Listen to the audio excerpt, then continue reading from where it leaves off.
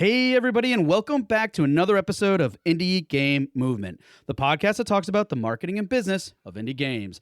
I'm Andrew Pappas. I'll be your host today, and we're going to be talking about navigating the transition from mobile to PC.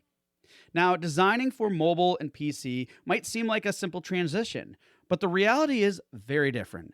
Everything from screen sizes to monetization models requires a completely different approach. So today, for the first time ever on the podcast, we're talking with a team of four brothers who've been through this firsthand. We'll dive into what makes these platforms so different, the technical and design challenges of making the jump from mobile to PC, and what indie developers should keep in mind along the way. Plus, we're even going to explore how fresh perspectives can completely change the way we solve problems. So that's what we're going to be talking about right here today on Indie Game Movement.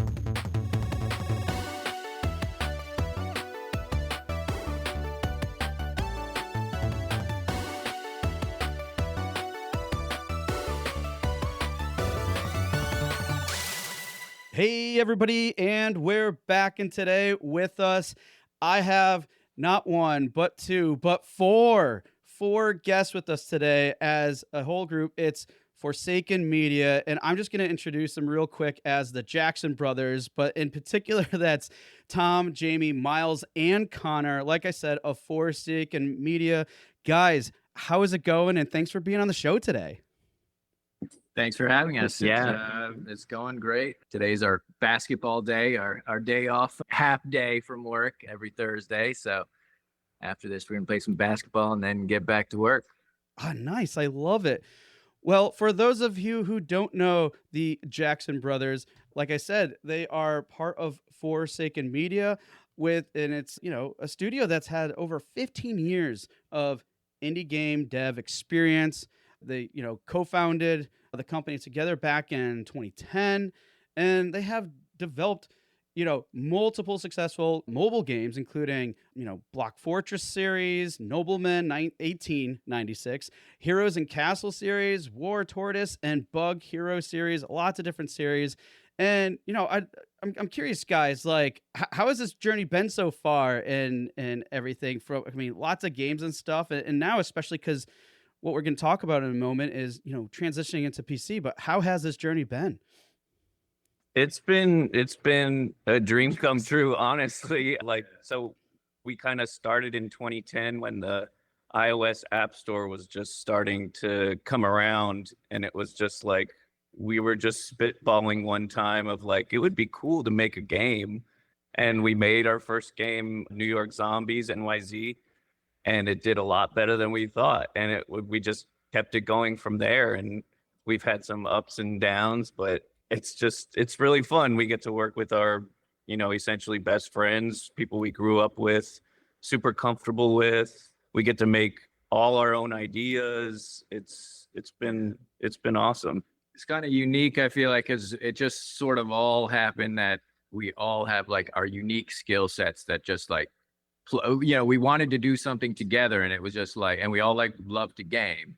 So it was kind of just like, it just made sense. And it was like, hey, we can do this. And the barrier of entry was pretty low at the time for, mobile games. It didn't have to have back then, I honestly can't even remember what the graphics looked like in 2010, but at the time, whatever, like the PC games, where, it was like, we didn't have to have that level of skill. So it was like, we could just jump in and try something out. And it kind of, we saw some potential right off the bat, and it was like, all right, let's keep going with this.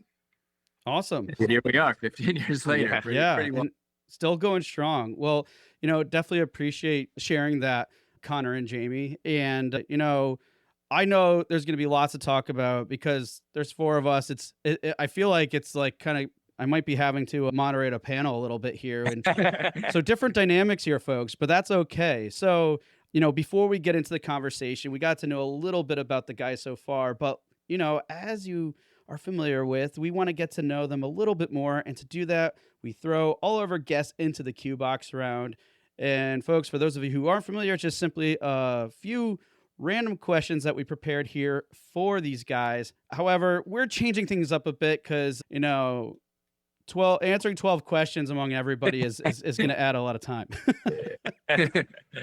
So we're just gonna do the staple one here, and to the best of my knowledge, or I'm trying to plan a little bit. If that doesn't go to plan, I'm just gonna improvise a bit. So the one Q box question I'm gonna ask today is, what game are you playing now? So I'll give you each a chance to respond, and if the answer's somewhat different or something, I don't know, we'll go with the flow.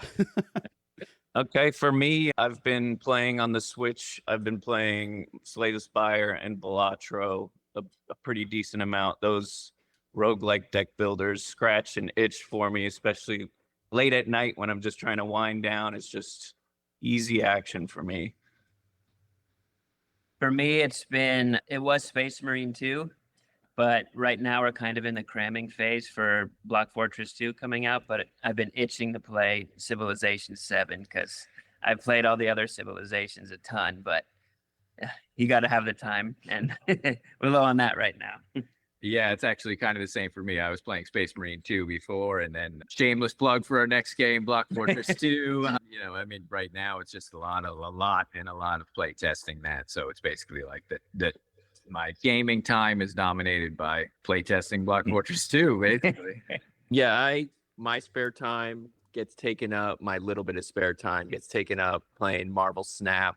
It suits I'm sort of techie and artistic. They did a great job with the art style, and I love the logic of the game. It's super bite sized. So, I have twin 9-year-old boys at home. So the 5 minutes of free time I get every day, I can cram in 2 games of that. So that's what I'm up to. Yeah, absolutely love it. I mean, and that's, I was curious too. What and Tom, you kind of share that. I was like, well, if on top of you guys being so busy with the game dev, I mean, if you have families and lives outside of that, and Tom just made that clear. Yeah, 5 minutes Marvel Snap, because otherwise, Exactly. So. Yep. But yeah, I can relate to that. But I mean, I know we can all relate. Being busy and focus, it's hard to do. So I'm glad you guys have been making some time for that, because I'll admit I don't get to make as much time as I'd like, and it's sometimes hard to admit. So glad you guys are still pushing through it all, giving yourself some needed break and obviously some b-ball time, right? At least We make time for that for Yeah, sure. that's yeah. Awesome. Well, then, without further ado, let's get into the heart of this conversation, which is, navigating that transition from mobile to PC. Because, I shared with you briefly, one of the reasons, prior to recording, one of the reasons why I was really excited about this is because I've known of and met lots of people that have basically done what you guys are doing and in the process of doing and everything else, making that transition. And it's a lot harder than we think. Games are games, of course, but then there's so many different dynamics. So to kick things off, and I guess whoever can chime up, and if you don't mind sharing your name too, because you do sound different, but I don't want to have too many people have listening fatigue. They have enough of it from hearing me all the time. But anyways, to kick things off, I'm just curious, guys, what made you decide to transition into PC development while still keeping like a multi-platform approach, and plus with the success you guys had with mobile games too?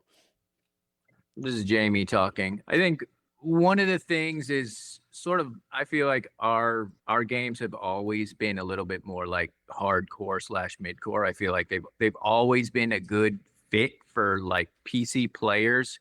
But again, we started, so long ago. There wasn't Unity. There wasn't like, I don't even think Steam was around. So it was like mobile was basically the only option we had for getting into it. So we sort of, we have these like more complex type of games, and then we pare it down for the mobile platform. And then, sort of over time, I think we've just gotten a lot better, and it's sort of gotten to a point where it's like, I just feel like we've matured to a point where it's like, okay, like our games would be a great fit for PC. Our games, it's gotten to a point where they look pretty decent now, especially compared to back then. And I feel like it just sort of, it makes sense with the style of games that we have and sort of how we've improved. And also, this is Connor. I feel like the mobile market has been shifting, you know, obviously since we first started, it was paid games only, no in-app purchases ever.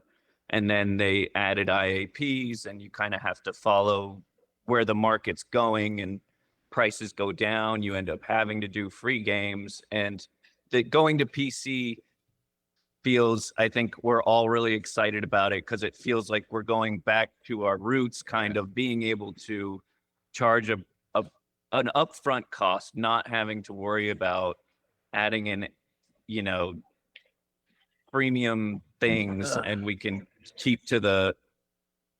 get back to our roots, kind of like. Yeah. It's going to be fun. It feels good so far. I mean, just like it's been so long since we've been able to do premium games that, you know, like just to go back to it and answer the question of like what's best for the player. Like, you know, that's the only question that matters when you're doing a premium game with no microtransactions. Yeah, I want to add, this is Tom. It always seems kind of like we were, even before the PC, even before Steam and the PC markets were there, it always seemed like we were kind of a PC game maker making games on mobile from the beginning. Mobile was just sort of what was available to us. So it's kind of interesting, like these guys have mentioned, that we've developed games both in the paid monetization scheme and the free to play, and we've seen everything in between. You know, and it kind of feels like a little bit of like a race to the bottom on mobile, whereas you had the premium games and you didn't have all these mechanics of how much money can we squeeze out of every player. And I feel like starting in that world of just focusing on the game, focusing on a natural progression, and ending up where we are now, where, I mean, I'm not exaggerating when I say probably 50% or more of the dev time for our games on mobile revolves around monetization schemes and monetization tactics, and how can we create this game in a way where it's still fun to play but encourages people to maybe throw us $1 or $2, because that's how we stay in business. Exactly. Frankly, it just kind of sucks to spend so much time thinking about that. And now with Steam sort of being a viable alternative, it's been really nice developing these games, Block Fortress 2, and thinking, you know, 99%, how can this game be good? How can the progression be good for the players? And not think, how can I throw a video ad in here to see if somebody will want to watch it? Yeah. So that's been a big factor. You know, I think these insights that you're sharing is really interesting and cool. I mean, Jamie, you called out to like, you know, being a right fit, and I could see all of you kind of like shaking your heads as you're sharing that too. And also calling out to the dynamics and shift of the mobile market. You know, a lot of us too think when we think mobile, we're thinking about what you were just talking about a moment ago, Tom, where like that's the mark, but it's like, no, like 2010 was a very different age and period of time, right?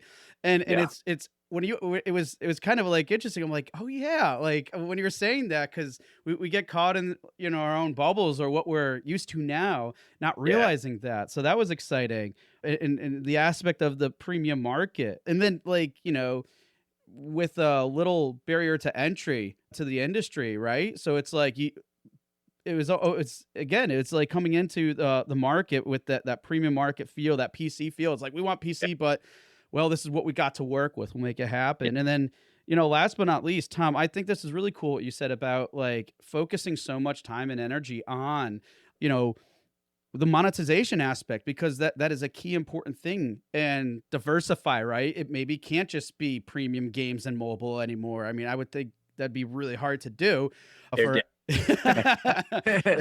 confirmed. Unfortunately, it's very unfortunate. Yeah, it sucks. And you know, like to that point, it's like you can have it stinks because you can have like a game like Nobleman that we made in 2018 that has gotten over 20 million downloads, and I would say it's a modest success because it's like financially it's a modest success because it's like Tom was saying, you know, we're constantly trying to strike a balance between making the game fun and making it profitable, and sort of the the sad reality is, there's a give and take there. If you have to cut into the fun to a degree in order for it to be profitable. I mean, that's not 100% the case, but there is some play there, and it's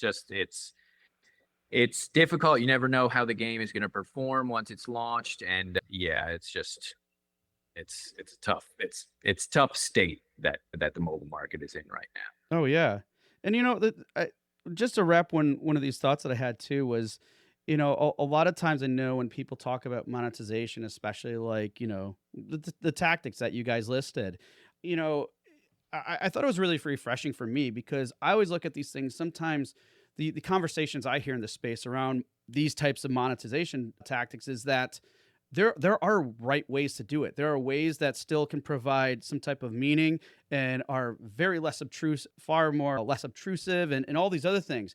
But Tom, you made the point very clear that, which clearly you guys are doing that, but it can still suck. That's a lot of bandwidth and energy and everything else that you really have to devote to that. And if you're doing it for as long as you guys have been, like you said, frankly, it sucks after a while. Yeah, It really does. I know. And I think a lot of people mistake it and think that, you hear a lot of, well, just make a good game and then, put some IAPs in there and the money will come. And it's like, I just feel like that we've seen from our experience that unfortunately that just doesn't work as well. And, again, in order to be in business for 15 years, one of the early things we realized we do have to think about like how these games, how are they going to make money? How are they going to pay the bills? And yeah, it's just, there is a right and wrong way to do it. And I do feel like probably the biggest factor is, did you make a game that people are enjoying? Because if somebody's not enjoying the game, it doesn't matter what tactics or what you put out there, they're not gonna spend on that game. Yeah. But man, oh man, is it tough finding that secret sauce of what people will pay for and feel good about, because you also don't want people to pay money and then feel like they just got ripped off or they didn't get their money's worth or something like that. Ultimately, the reason why we got into this industry and the reason why we're still in it is to provide people fun and enjoyment. And so the monetization element, it's a necessary evil, I feel like, And in the mobile world.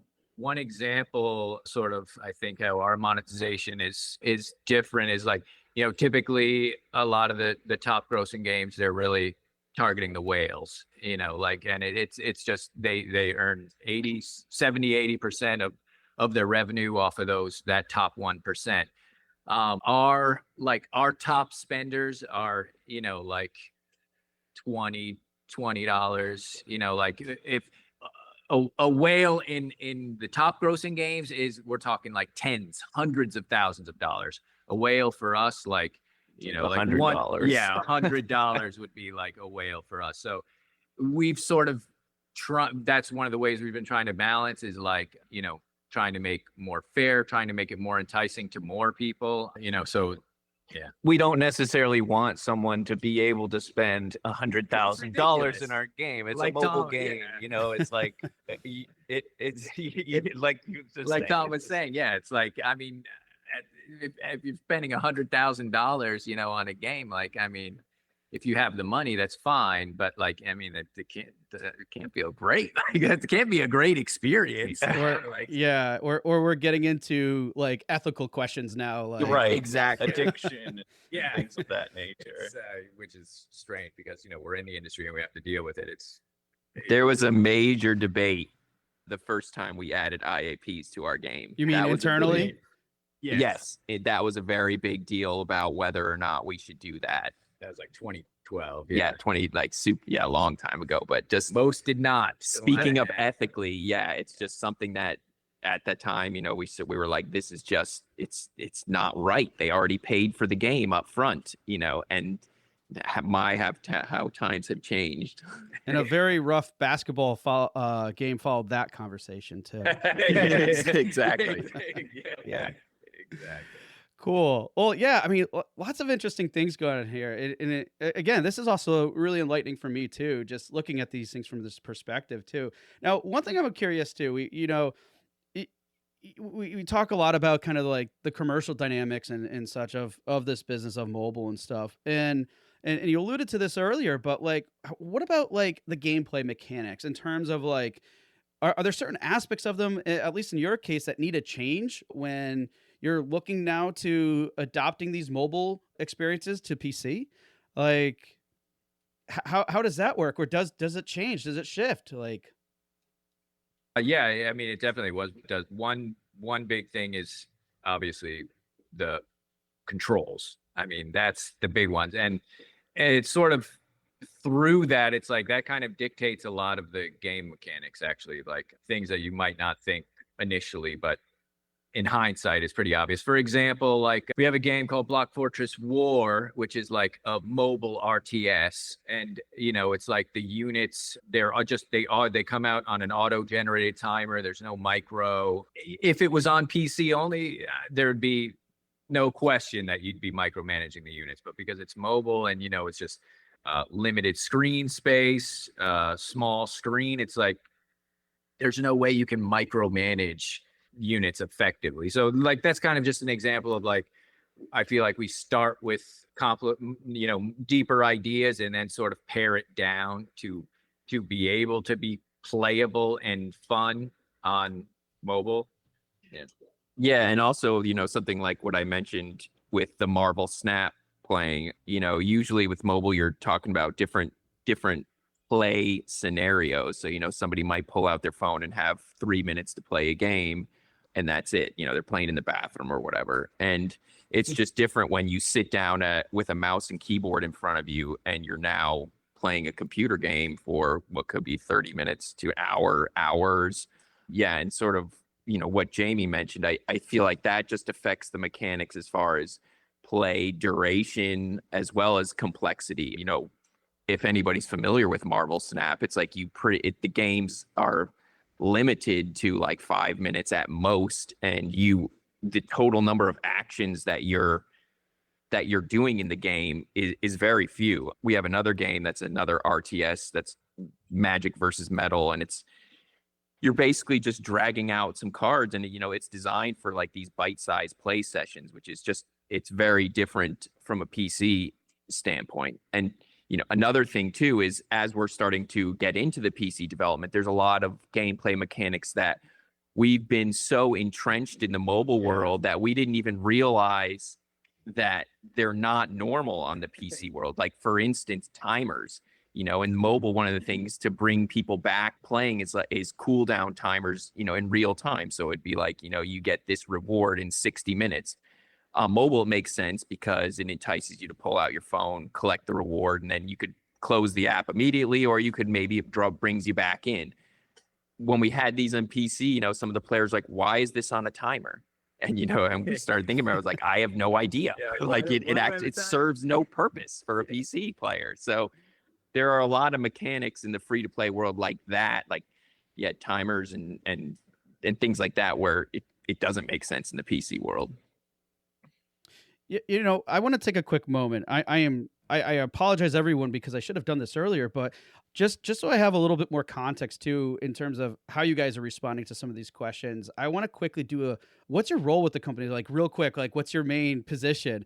And then we'll get back because like both Jamie and Tom shared some really interesting stuff about the design aspects, and especially when we're talking about time as it relates to players that I want to get back to. But real quick, so let's start with Connor. Connor, what's your like quick couple word phrase role with the company? Yeah, I'm primarily a programmer, game developer, game coder, but we kind of take turns doing head design on projects. Okay, so cool. We're kind of all in the design space, but well, I figured you guys would wear different coder, hats. Yeah. Okay, yeah. coder. Yeah. Miles, how about yourself? I'm the engine developer, so I'm updating the engine. I'm the one kind of responsible for making sure that it works on Windows, on Android, on iOS, on Mac, all that stuff. All the graphics technology is, mostly implemented by me. And I don't know if we've mentioned this already, but that's another kind of unique thing about us is because we started in 2010 before anything like Unity didn't have a mobile thing or anything like that. So we still use an in-house built engine that's what Miles kind of maintains and updates, and that's another thing. Yeah, built from the ground up. I mean, it's really pretty impressive. And so that's another reason, like, we're kind of going back to that first question, why we're going to PC now is like we just kind of he's souping up the engine a little bit, so we're like, oh, we can get to other platforms. Okay, so yeah. So he's got his hands full. The unsung hero Yes, of the group. Exactly. Cool. And Jamie. Yep. I am the 3D artist, and I also, depending on the project, I also do some music And a lot of game design. oh yeah, tons of and game design. Yeah, and I do coding, some 2D art, like user interface kind of stuff, and then game design when it warrants it. Sweet. And then Jake also primarily do our visual effects and Trailer work, and they have a little bit more of the art gene in them. Okay. Awesome. Well, I mean, again, I apologize to everyone for that quick digression, but I think it will be helpful because, as we were talking about a moment ago, we were talking about, design challenges and stuff. I want to talk about time real quick because I'm sure there's any number of directions we can go, but the time one I think is super important because, Tom, you called out to those things where, time is a very important factor for players, right? But again, these dynamics are shifting quite a bit. Everything from the mechanics, the choices, what makes that gameplay fun, all the way up to understanding the value of that player's time, their environment, what these games are actually created for, like casual audiences versus not so casual, right? So you're going from a 3-minute experience, 30-minute experience, and then next thing you're like, wait, this changes everything. So a quick follow up to that though, and anyone please chime into this. Are there certain, well, you already have, it sounds like you're creating or porting out some of these games, right? But you're probably creating like new IPs or new types of games too. Are there certain types of genres that you're finding that this translates better to? Or are you just trying to be adaptive and kind of playing to your strengths or your passions and the types of experiences that you're creating? Yeah, so I think at this point, we sort of tested the waters with our 2 most recent games, and we ported them from mobile to PC. And with sort of no expectations, that was more just like, okay, let's see, like technically, how is this going to work, and what kind of insight can we get into sort of that transition from mobile games to PC games. So we got a ton of great feedback, and now we're at Block Fortress 2, which I feel like this is basically the first game that we've had PC in mind, like more than mobile. Like this is a PC game first and foremost, that, and then it's sort of like the opposite way. We're making this game for PC and we will be porting it to mobile, sort of like that. So nice. And these are, and I like this because it's like you're really considering all these different directions and stuff, which is pretty cool. Because I know a lot of people who, let's say, are PC first, but then they're looking to explore going the mobile side. But it's like, it's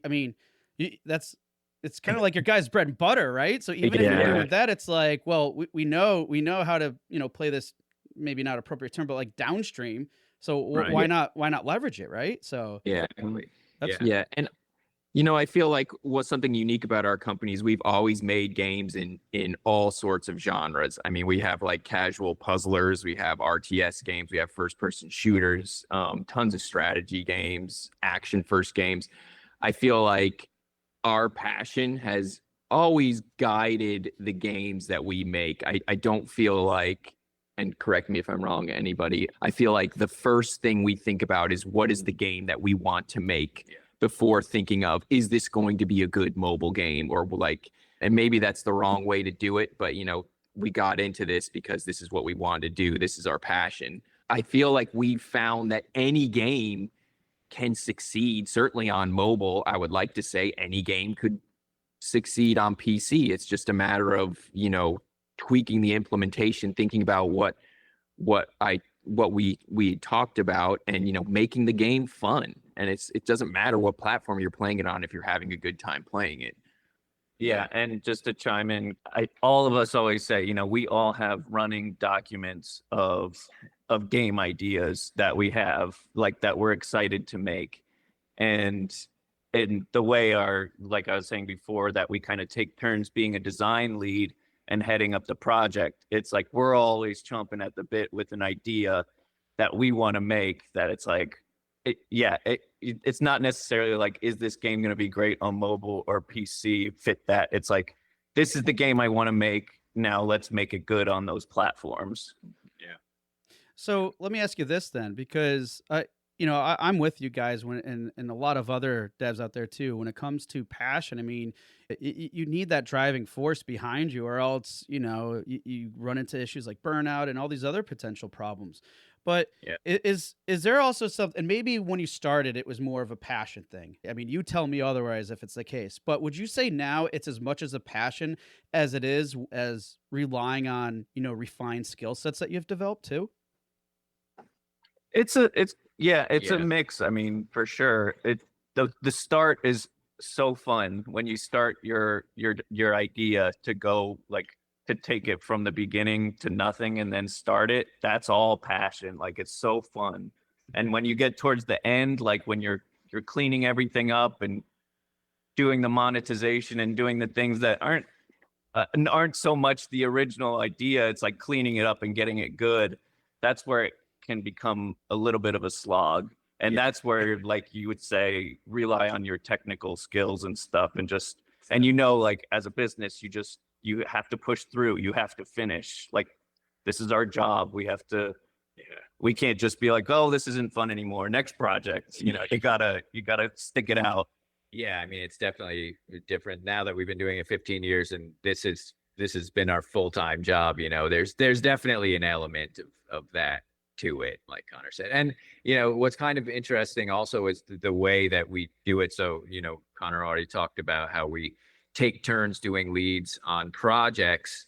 It creates this interesting ebb and flow where it's like, when it comes around for your lead again, it's like you're extra hyped again. So it's like, yes, it's my turn, let's go. So yeah. It is funny too when you talk about that learned experience. I always find it interesting. We've been doing this for 15 years, and every new game that comes out, I feel like we're trying different ways to monetize the game. And every time we launch, I feel like we have no idea whether it's going to work or not. It's like, it's funny. And it does give me a little bit it makes me feel better that nobody knows the answer to it, because you see these AAA studios and you see, Supercell and things like that, how many games they kill, or like how they release a game, and it just doesn't do well, despite having industry veterans of 30 years, despite having like data analysts and putting in all the A/B testing and everything. And for whatever reason, the things that they did to monetize their game or whatever, it just doesn't work. I mean, you see it in the movie industry with flops, and it's interesting that there is no quote unquote right way to do it. So like, I think we've learned a ton from being in the industry and seeing some things that maybe just flat out don't work. But every new game, it very much is a question mark of whether this will go well or this won't go well. There was the whole loot crate era, which maybe is winding down a little bit. It's the kind of thing where a game probably put in some loot crates.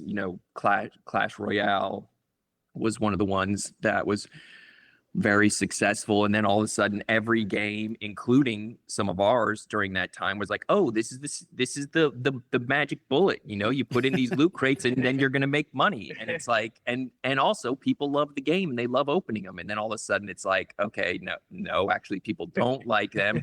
It worked in their scenario, but it didn't work in these million other scenarios. It doesn't work in our game. And so yeah, there's a lot of accumulated knowledge, but I do just want to emphasize that every game launch for us, we are very much also launching into an unknown. Yeah. Wow. Really cool stuff. Hey, we're going totally on topic, but a lot of different directions, which is completely fine. And I love how fluid this all is, but I do want to go back for a moment specifically to kind of like, not to put you on the spot, Miles, but I have now that I know what you do here, I have an interesting question for you, and obviously the rest of you can chime in too, which is like, all right, so first off, it's awesome to hear and super impressive. Kudos to you, and I'm sure that the team is so grateful to have some with your abilities to build this engine ground up from scratch and chug along all the way and make everything work and everything. But in light of, let's say, even with the switches down the road, like focusing more on PC and maybe even beyond. I mean, I'm sure you guys are very aspirational in terms of, hey, your potential is limitless. At least that's the gist I get.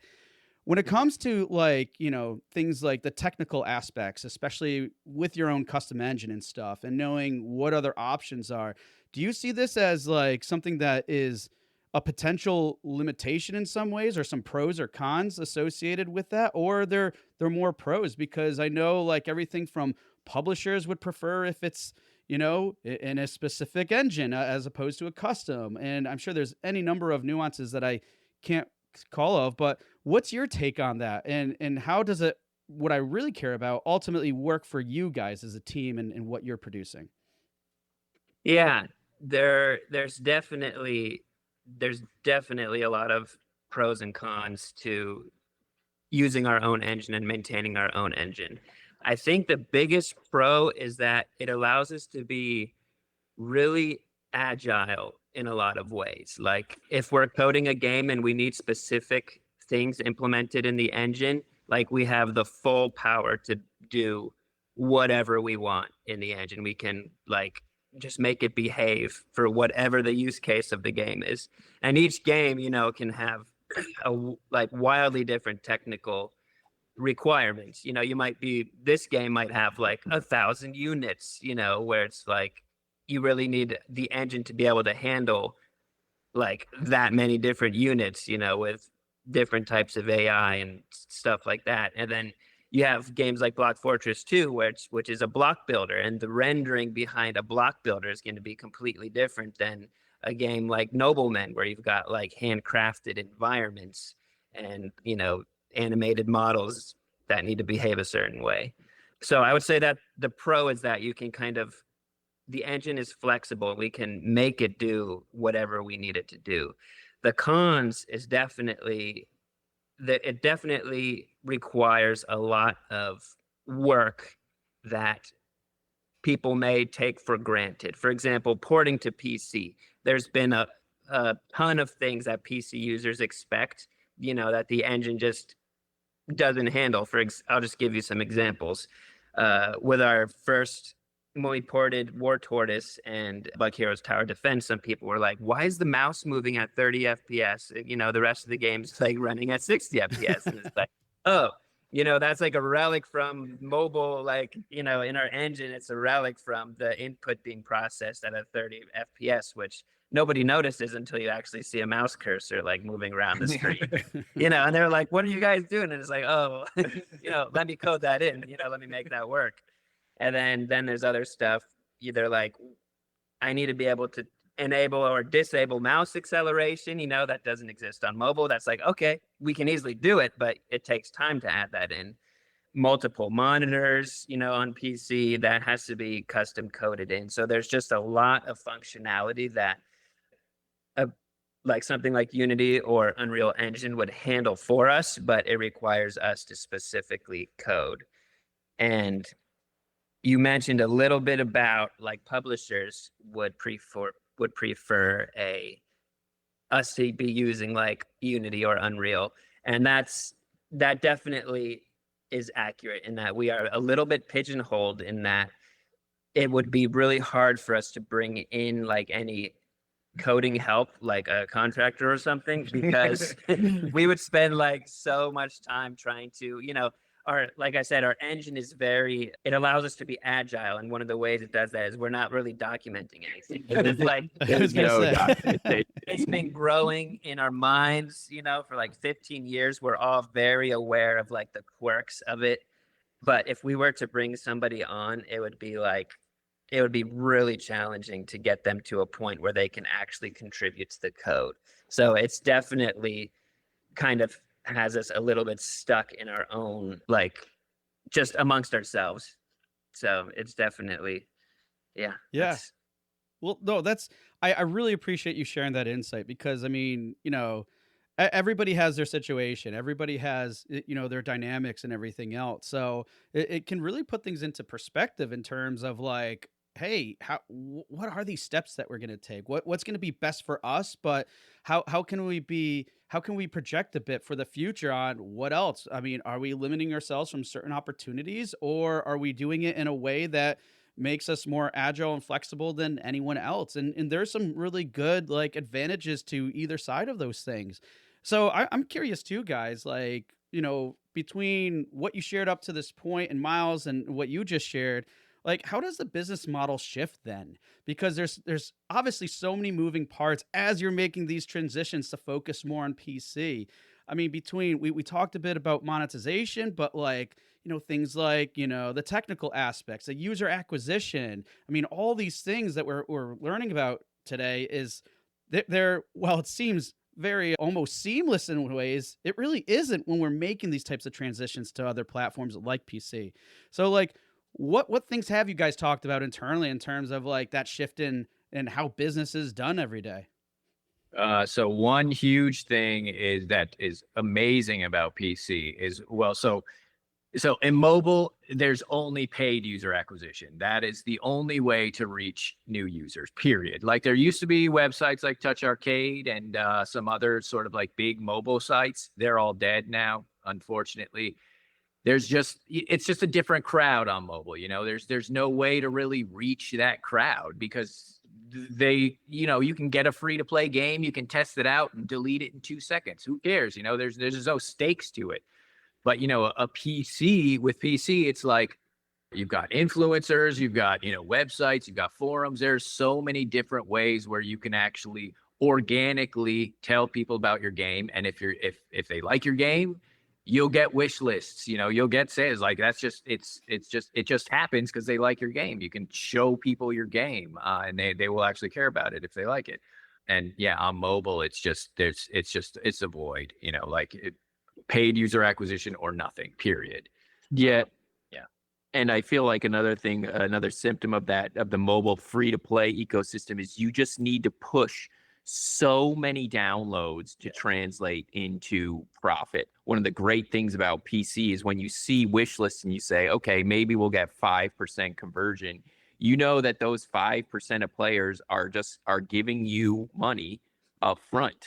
Yeah. And it's like, for mobile, it used to be you get a feature on the App Store and you get however many thousands of downloads.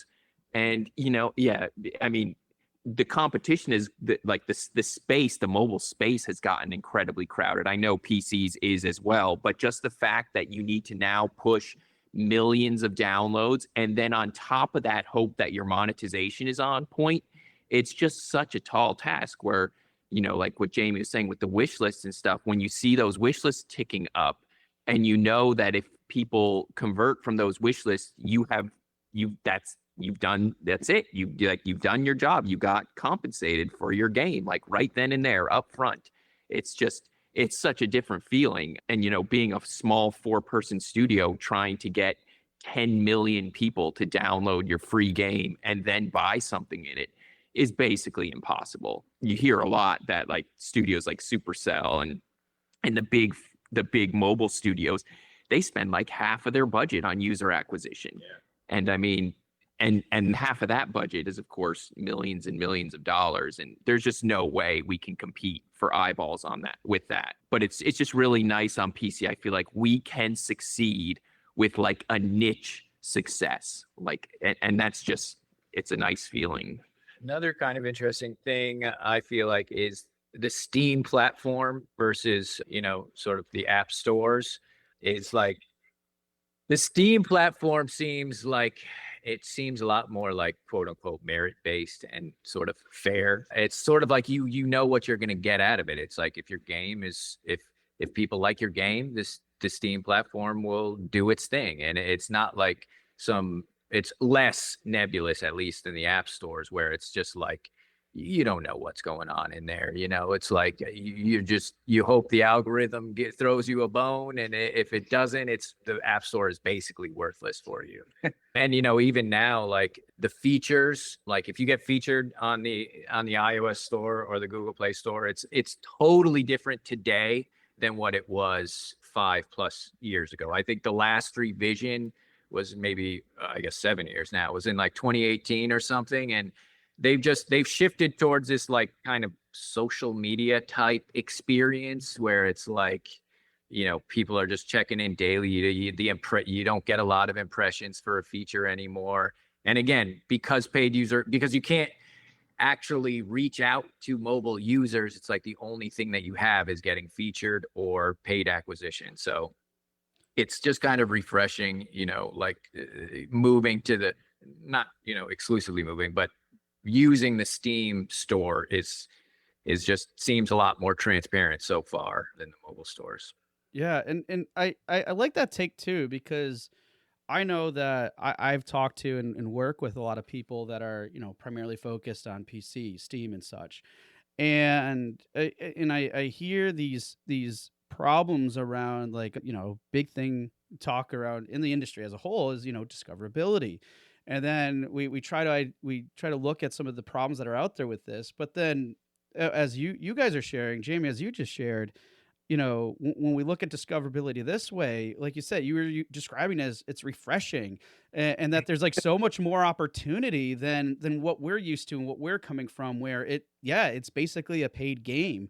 Like I remember back when I was learning as a little about mobile, and there's some sites that talked about on page optimization or app page optimization, Yeah, right? And it's like there's so much detailed information about this, and it's like, yeah, and this only makes up for like 5%, if that. Exactly. Yes. So It's like cumulatively you have to do all this crap, basically. It's like you're supposed to be like optimizing your keywords literally like weekly, and like changing around to make sure that you're staying up with the optimization and stuff. And it's just ridiculous, man.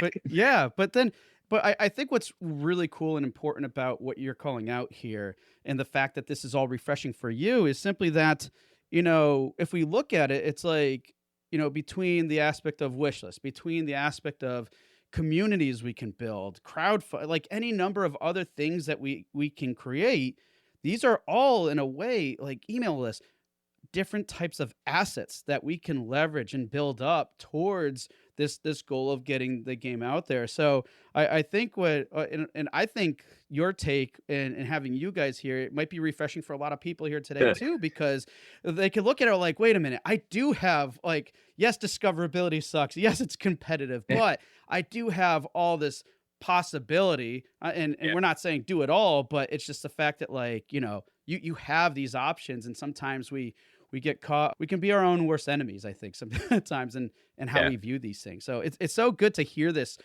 from you guys, because it's this perspective I think we don't often take a step back and look at, and you guys are providing that for us today. So Yeah, one more thing on that too is that, we shout out to our Discord. We have a pretty healthy community on there, and we have a lot of helpful players and things of that nature.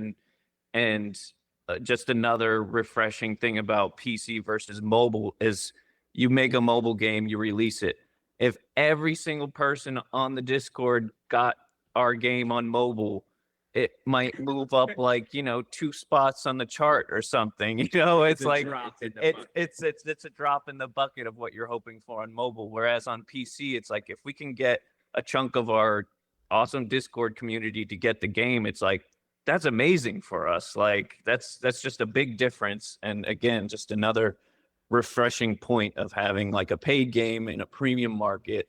We can use what we have, like we can tap into our community, and they help us develop the games. Like they give us tons of feedback and ideas, and we use it. Like we look at that stuff, we look at it and we're like, That's a good idea.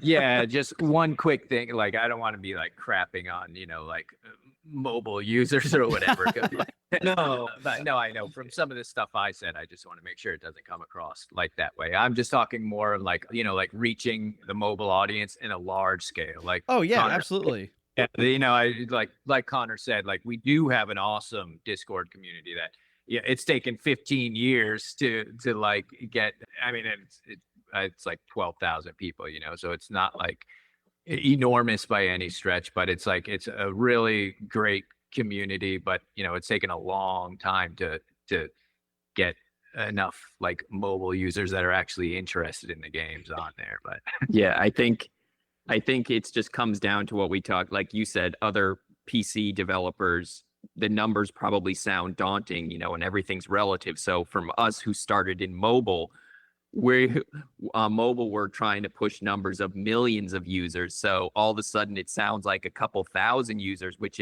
if you're only on PC and that's what you started, a couple thousand downloads sounds very daunting. But for us, when you're going from a couple million to a couple thousand, all of a sudden that sounds much better. So I think it's a matter of perspective for sure for us. Yeah, and Jamie, I thank you for clarifying. I don't think it was implied as such too, but it's always good to clarify. But yeah, I mean, and again, like you just said, Tom, it's simply because of the dynamics. These things are relative and everything, and especially because it's going from. I know I look at it pretty like black and white. It's like paid advertising or wait, oh, that's basically it. Okay, to wow, you could do just about anything. So but yeah, it's quite a transition. Well, speaking of transitions, I know we're coming on time here, guys, and it has been great, but man, I feel like we could talk about this for probably hours, like really cool, interesting stuff that we discussed here today and and everything else. But based off of our conversation, I'm gonna task each of you with coming up with a tip or suggestion, advice, whatever it is that you can share with our listeners today based off of our conversation. okay, I'll go first. As a game developer, think about what you want out of it. There's fundamentally different things that you should be paying attention to and focusing on depending on whether it's a hobby or you actually want to make a business out of it. If it's a hobby, there's a lot of stuff that you can just ignore, like the noise, like, just like make something that you want to make. I feel like I see a lot of indie developers who kind of like, they don't really know where in the, like it's nebulous. It's like, it is a hobby, but they want to do the business stuff. And like, I mean, they want it to be successful without actually like focusing on the business stuff. And it sort of muddies it and makes it, it complicates the expectations and stuff. So that would just be, I guess, a tidbit of advice. If you want to, if it's a hobby, just keep it as a hobby and have fun with it. For me, I would say this is kind of just short and simple, but I feel like just kind of doing it, like you just have to do it. Like every part is not going to be fun. Some parts are going to be the most fun. Some parts are going to be the biggest slog, but I mean, and if you're trying to make a business of it, you just have to do it. Excellent. This is Miles. My piece of advice, I think this is coming from kind of a technical standpoint, but I think you could apply it everywhere, is to just reserve a little bit of time to kind of explore the newest and latest like tech that's coming out.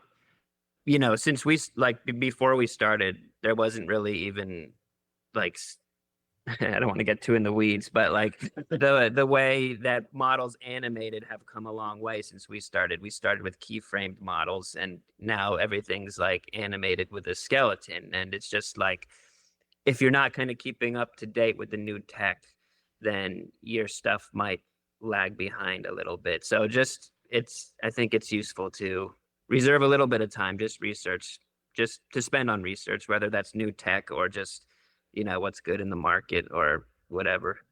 The other three guys just kept taking my answer over and over again. And Poor I Tom. kept thinking of a new one, and then the next person would take it. So I'm gonna piggyback on all three of them and say, if you're an aspiring game dev, you live in the golden age of game dev right now. There's tons of tools, tons of tech. You are incredibly empowered. So yes, do it. I know a lot of what we talked about was daunting numbers and the economy of it and the millions of downloads and everything. But it's easier than ever to make a game. If it's your passion, go for it. And if you can get it out there, if you stick with it and it doesn't do well, also, don't get discouraged. I mean, the biggest studios, our studio, we all have flops. It doesn't reflect on you at all. It's just move. If you want to do it, move on to the next one. And just stick with it. Nobody knows what's going to hit or when lightning's going to strike. Wow, all great points. And Tom, I don't think you could have wrapped that up any better. And again, another amazing, refreshing take. You saying that, know that you're in the golden age of game dev. How I feel like every year it's like, oh, is the indie bubble about to pop and all these things. But the reality is, it's just there's just more and more opportunities. Yeah, it's getting a little crowded and noisy, but there's still lots of opportunities. It's just a matter of how you approach it.